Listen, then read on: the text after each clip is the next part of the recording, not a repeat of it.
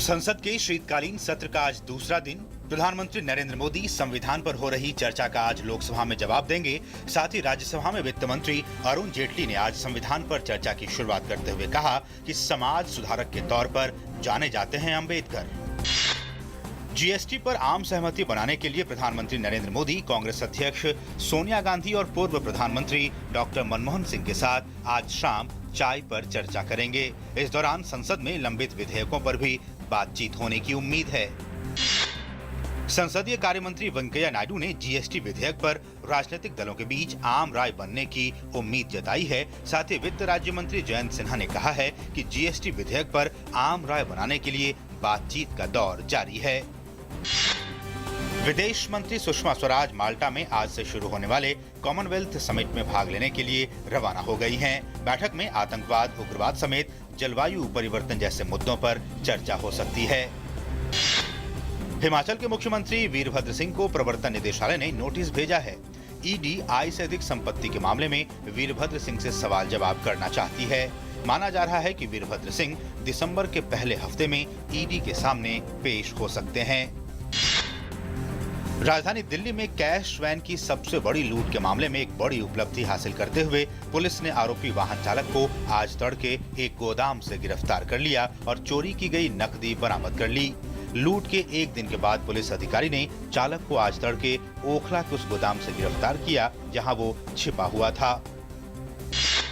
भारतीय रेल ने रिजर्वेशन में विकलांगों के कोटे से जुड़े कुछ नियमों में बदलाव करके विकलांगों को राहत देने की कवायद की है। नए नियम 22 दिसंबर से लागू होंगे। इस बदलाव के बाद अब इस कोटे के तहत विकलांग यात्री को स्लीपर क्लास में नीचे की सीट और विकलांग के साथ के यात्री को बीच की सीट दी जाएगी। निवेशकों की लिवाली से मुंबई शेयर बाजार का सेंसेक्स 64 अंक की बढ़त के साथ 26,000 से ऊपर खुला। पिछले सत्र में 182 अंक की बढ़त हासिल करने वाला सेंसेक्स आज 64 अंक ऊपर 26,022 अंक पर खुला। Realty, capital goods, auto, banking और मेटल शेयरों में लिवाली देखी गई। आज शुरुआती कारोबार में रुपए में 23 पैसे की गिरावट दर्ज की गई और ये डॉलर के मुकाबले 66 रुपए 80 पैसे के स्तर पर कारोबार करना शुरू किया। डॉलर के दूसरे अन्य मुद्राओं के मुकाबले मजबूत होने से रुपया पर दबाव बना हुआ है।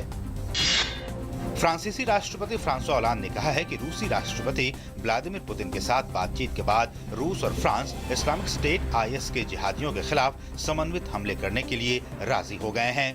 पुतिन ने कहा कि मॉस्को सकारात्मक विपक्षी समूहों पर बमबारी करने से बच सकता है। कनाडा की लिबरल सरकार ने संयुक्त राष्ट्र शरणार्थी उच्चायुक्त को सीरियाई शरणार्थियों की मदद करने के लिए $7.5 करोड़ की रकम देने का ऐलान किया है। हाल ही में संघीय चुनाव के दौरान लिबरल पार्टी ने इस बारे में वादा किया था।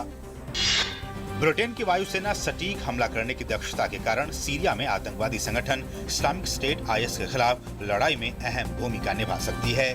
फ्रांस के रक्षा मंत्री ने ब्रिटेन के गार्जियन समाचार पत्र में लिखा कि आईएस के खिलाफ अभियान में ब्रिटेन के शामिल होने से आईएस पर दबाव बढ़ेगा। बेल्जियम के प्रधानमंत्री ने राजधानी ब्रसेल्स में सुरक्षा चेतावनी के स्तर को कम करने की घोषणा की है। प्रधानमंत्री ने कहा है कि हालांकि शहर में आतंकवादी हमले का खतरा अब भी बना हुआ है, लेकिन ये अब उतना गंभीर नहीं रहा जितना पहले लग रहा था।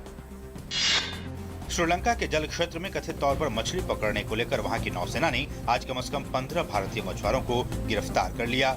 नौसेना के मुताबिक तलाई मन्नार के उत्तर पश्चिम और पाक की खाड़ी के पास श्रीलंकाई जल क्षेत्र में मछली पकड़ने को लेकर इन मछुआरों को आज सुबह गिरफ्तार किया गया है। उनकी 3 नौकाओं को भी जब्त कर लिया गया है। रायपुर में आज से हॉकी विश्व लीग फाइनल्स के मुकाबलों में भारत का मुकाबला अर्जेंटीना से। टूर्नामेंट में भारत समेत Argentina, Australia, Britain, Belgium, Canada, Germany और नीदरलैंड्स ने किया है क्वालिफाई।